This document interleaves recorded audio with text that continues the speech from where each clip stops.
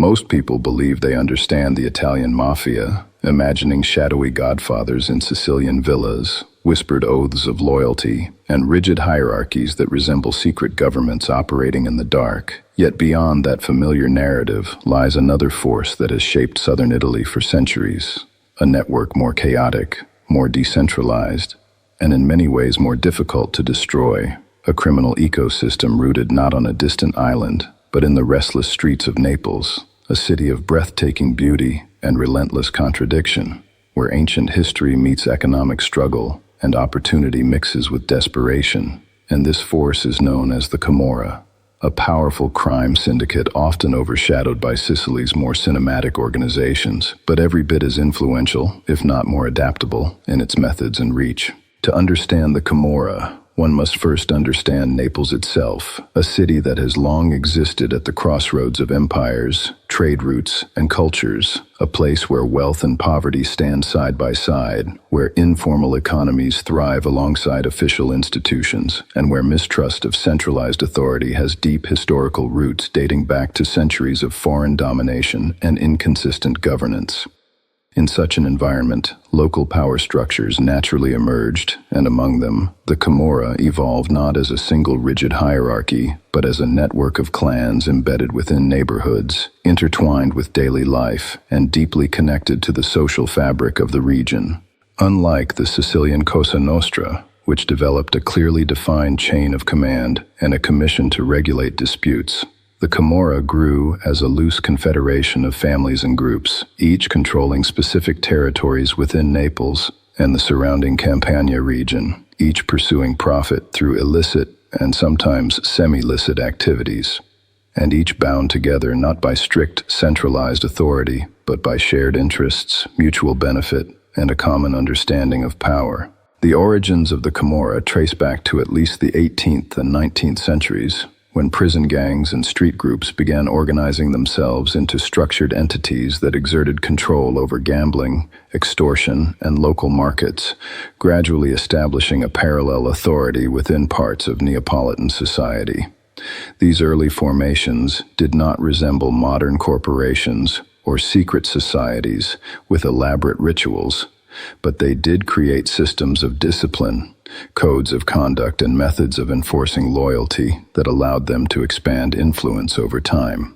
As the Kingdom of Naples transitioned through political upheavals and eventually became part of a unified Italy in the 19th century, the Camorra did not disappear under the pressure of national integration. Instead, it adapted, leveraging political instability, economic inequality, and weak institutional oversight to solidify its presence in urban neighborhoods, where it acted simultaneously as predator and provider, extracting protection money from businesses while also resolving disputes, offering employment, and sometimes even distributing favors that reinforced its legitimacy among segments of the population. This dual role, both oppressive and embedded, became a defining feature of the Camorra's survival strategy, allowing it to function not merely as an external criminal organization, but as an internal component of local life, particularly in districts where state services were perceived as distant or ineffective. Over time, the Camorra's structure remained decentralized, with clans rising and falling based on leadership strength, strategic alliances, and territorial control. When a dominant clan weakened, rivals did not necessarily seek permission from a central authority to expand. They simply seized opportunities, leading to frequent conflicts, shifting boundaries, and periodic outbreaks of violence that reflected the absence of a single commanding body.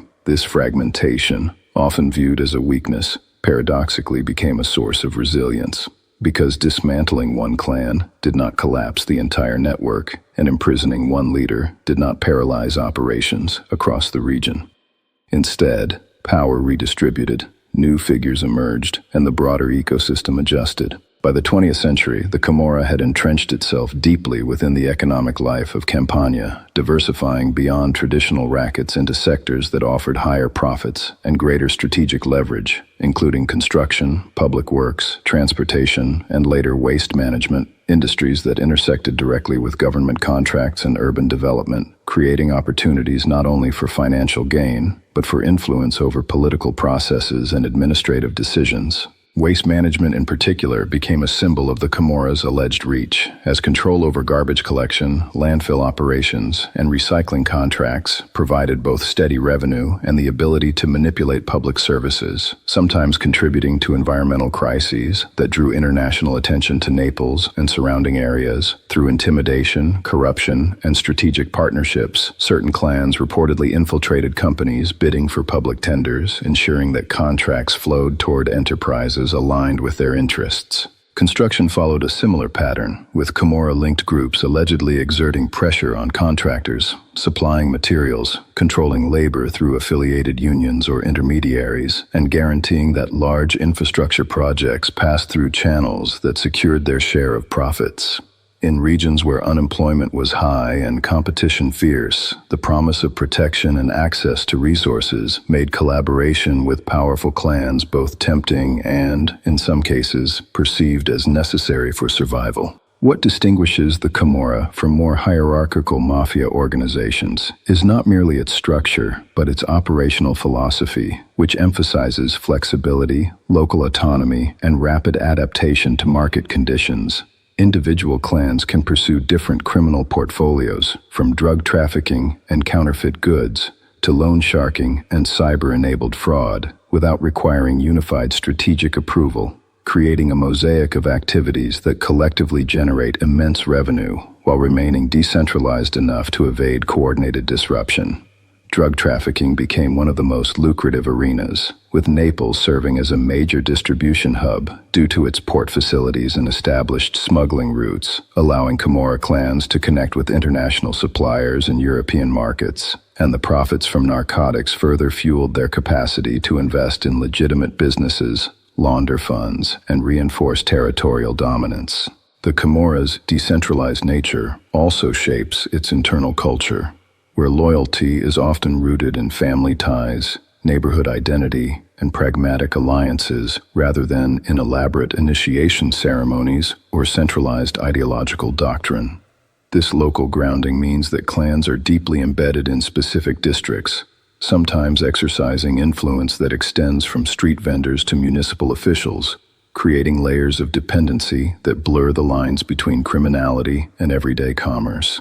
However, this embeddedness does not romanticize the reality of life under Camorra influence, as residents of affected neighborhoods have endured intimidation, extortion, and cycles of violence triggered by rivalries among clans competing for control over lucrative territories. The absence of a strong central arbitration body has historically led to periodic turf wars known as FIDE, during which alliances shift and casualties rise, drawing heightened attention from law enforcement and national authorities. Despite repeated crackdowns, including large-scale arrests and legislative reforms aimed at confiscating assets and dismantling criminal enterprises, the Camorra has demonstrated a remarkable ability to regenerate, partly because its economic model does not rely solely on secrecy, but on integration into legitimate markets, where investments in restaurants, retail stores, logistics companies, and real estate create financial buffers and avenues for laundering profits.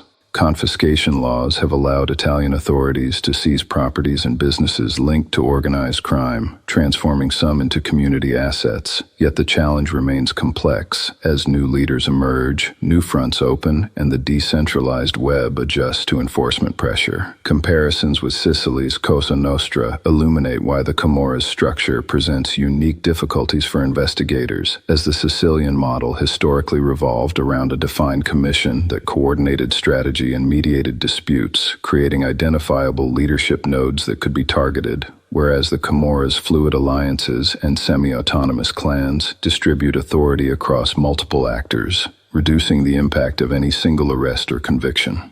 This difference does not imply that one organization is more or less powerful, but it highlights contrasting approaches to governance within criminal enterprises, one prioritizing hierarchical order, the other favoring adaptive fragmentation. Naples itself remains central to this story, not only as a geographic base but as a symbolic landscape where economic hardship, cultural pride, entrepreneurial energy, and systemic challenges converge. And within this environment, the Camorra has historically positioned itself as both disruptor and participant, exploiting vulnerabilities while also capitalizing on the city's strategic location and vibrant informal economy. Over decades, globalization has expanded the scope of Camorra-linked activities beyond southern Italy, connecting certain clans to networks across Europe and beyond, facilitating the movement of goods, capital, and influence through transnational channels. Yet the organization's heart remains in its local territories, where identity and reputation carry weight,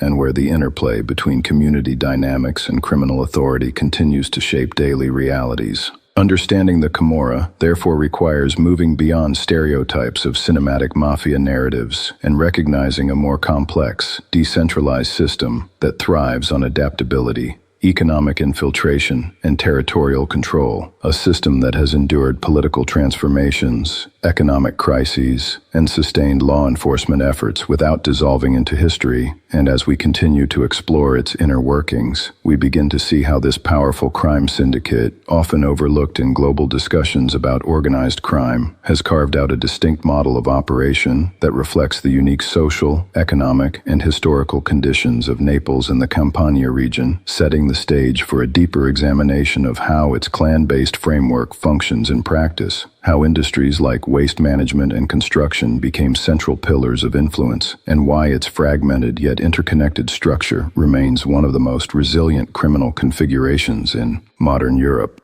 As the Camorra expanded through the 20th and early 21st centuries, its decentralized structure became not only a defining characteristic, but a strategic advantage that allowed it to evolve alongside shifting economic realities, political reforms, and globalization, transforming from a collection of neighborhood-based rackets into a complex network capable of influencing legitimate markets, public contracts, and international supply chains, all while maintaining its territorial roots in the streets of Naples and the wider Campania region.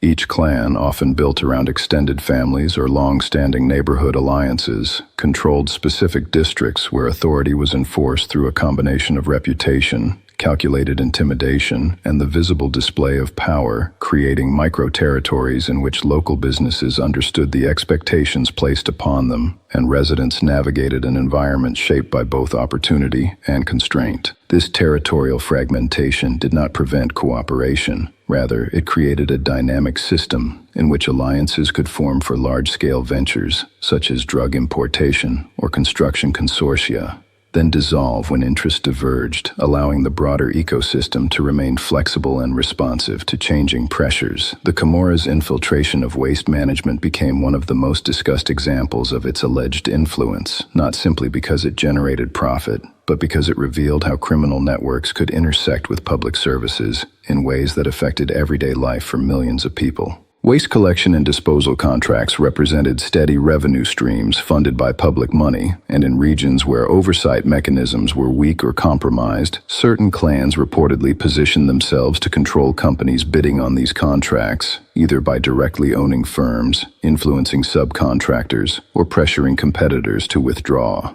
The strategic value of waste management extended beyond financial gain, as control over landfills and transportation routes enabled decisions about where waste would be stored or processed, sometimes resulting in environmental damage that became a visible manifestation of deeper governance failures.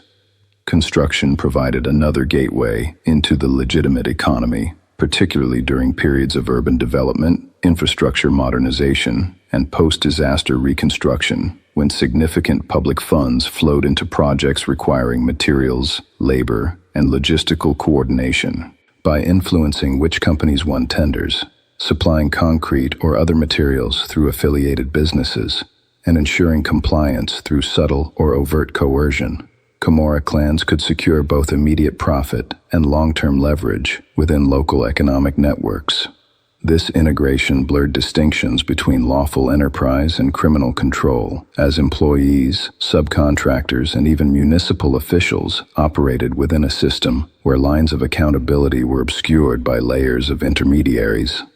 The decentralized nature of the Camorra meant that not all clans pursued identical strategies. Some focused heavily on narcotics distribution, capitalizing on Naples port access, and established smuggling routes to import cocaine, heroin, and synthetic drugs destined for markets across Europe, while others specialized in counterfeit goods, from designer clothing to electronics, tapping into global demand for low-cost imitations. These diversified portfolios reduced collective vulnerability because the collapse of one revenue stream did not cripple the entire network, and success in one sector could finance expansion into another. The drug trade, in particular, transformed certain clans into major players within international trafficking circuits, linking them with suppliers in Latin America and intermediaries in other European countries, and the profits generated from these operations often circulated back into the local economy through real estate investments, retail businesses, and hospitality ventures, creating a cycle in which illicit capital was converted into visible, seemingly legitimate assets.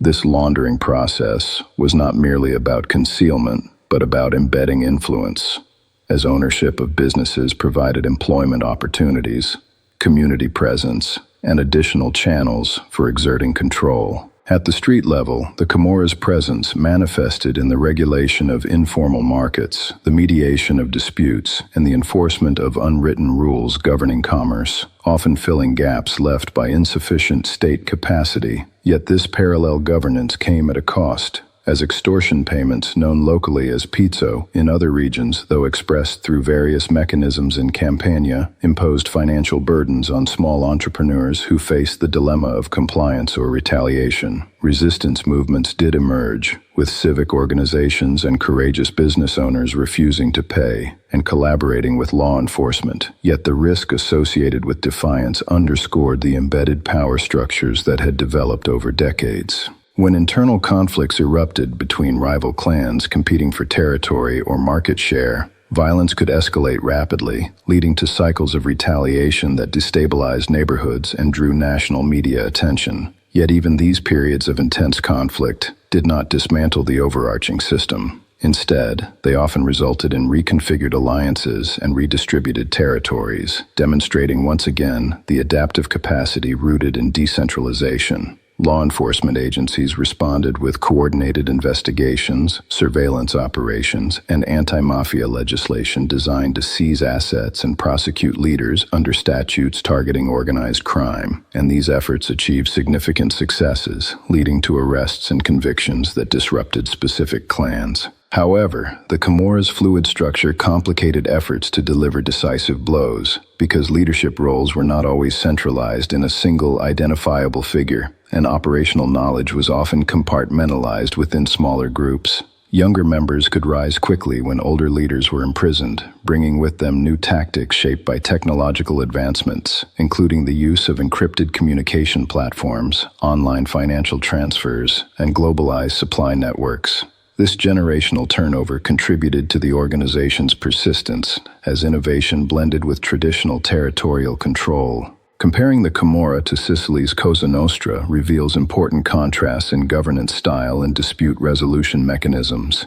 While the Sicilian model historically emphasized a formal commission capable of mediating conflicts and establishing overarching strategies, the Camorra's landscape resembled a competitive marketplace in which authority was negotiated through power balances and alliances rather than institutionalized hierarchy. This distinction influenced patterns of violence, economic diversification, and vulnerability to infiltration, because the absence of a rigid central body meant there was no single summit whose collapse would trigger systemic implosion.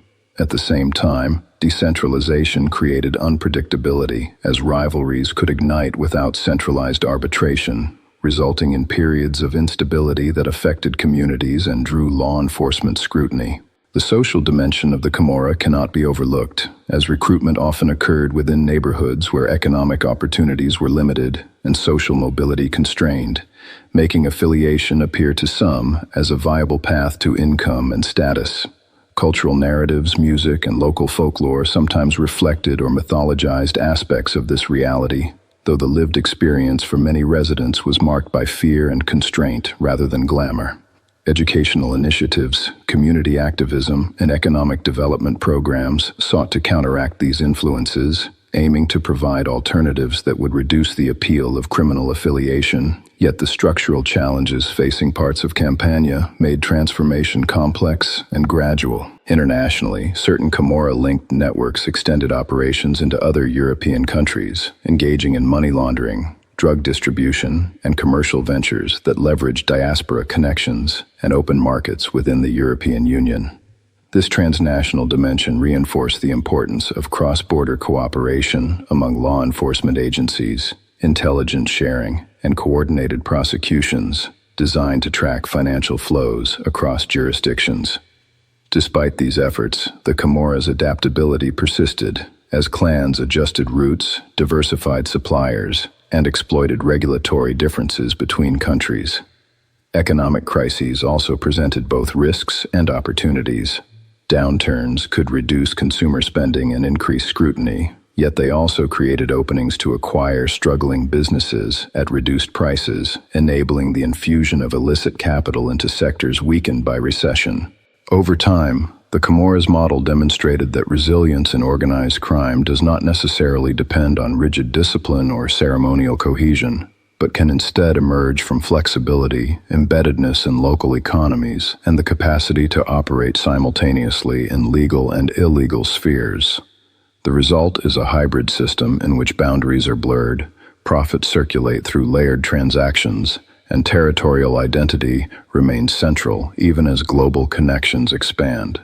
Understanding this complexity challenges simplistic narratives that portray organized crime as monolithic or static, revealing instead a living network shaped by competition, cooperation, and adaptation.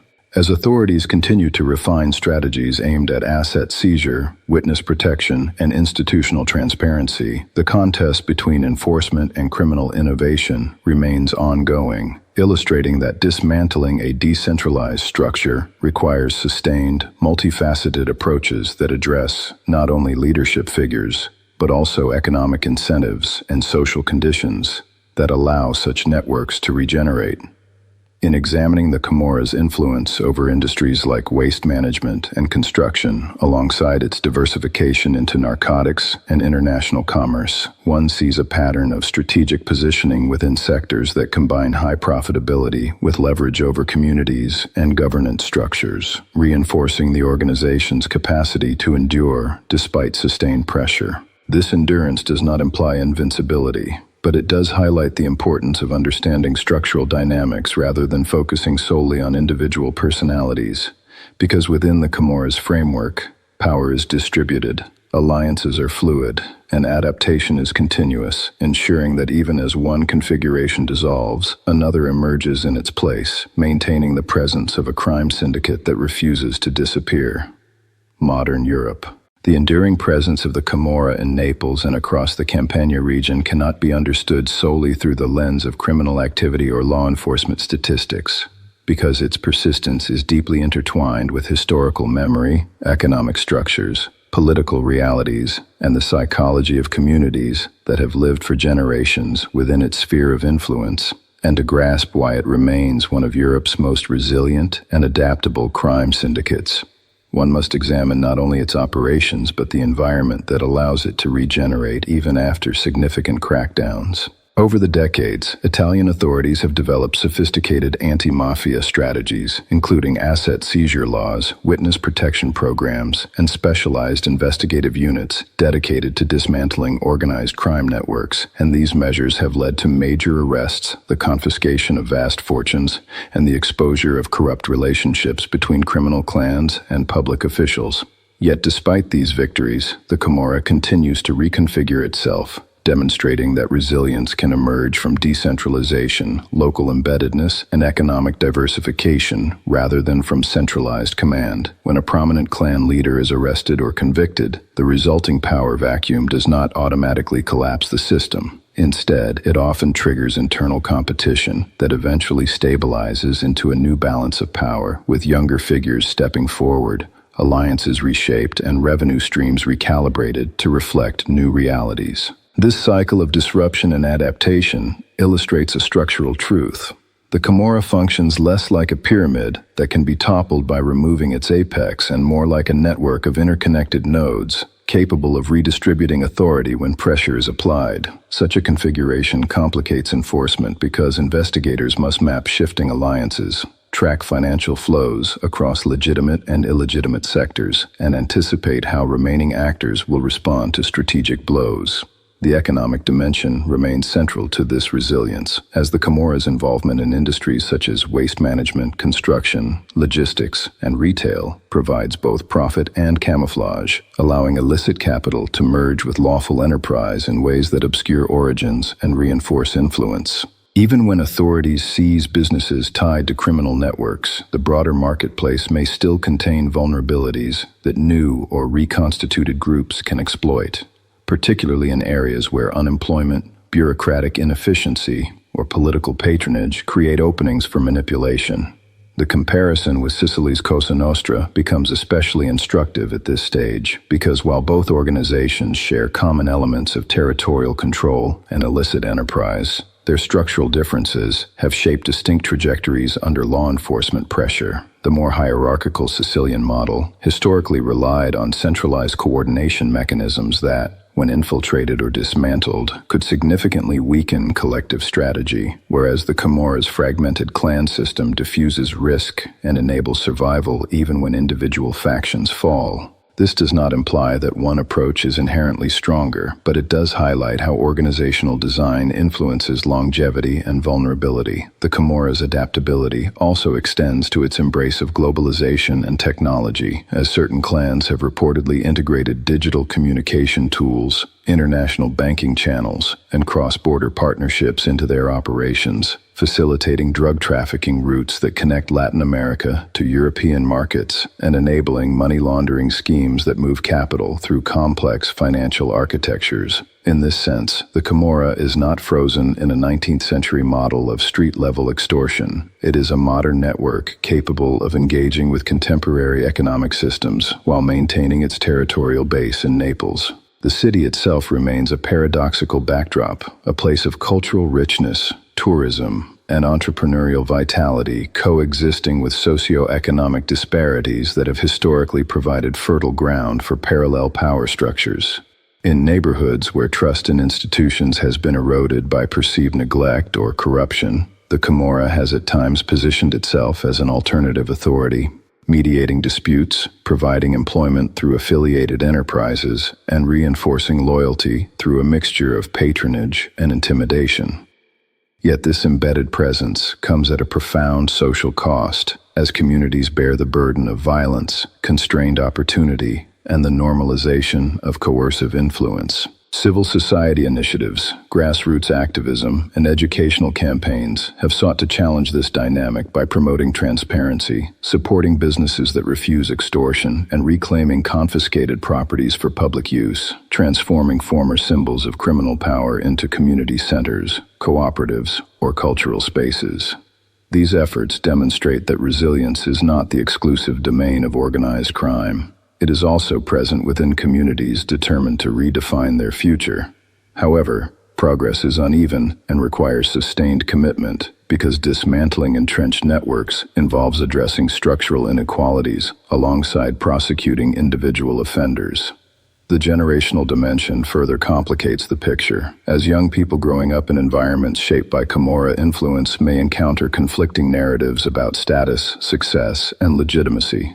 While some are drawn toward the promise of quick financial gain and neighborhood prestige associated with clan affiliation, others pursue alternative paths through education, entrepreneurship, and civic engagement, illustrating that the future of Naples is not predetermined by its past. Law enforcement agencies have increasingly emphasized financial investigations designed to follow the money rather than solely targeting street-level operatives, recognizing that disrupting capital flows can weaken the foundations of criminal enterprises.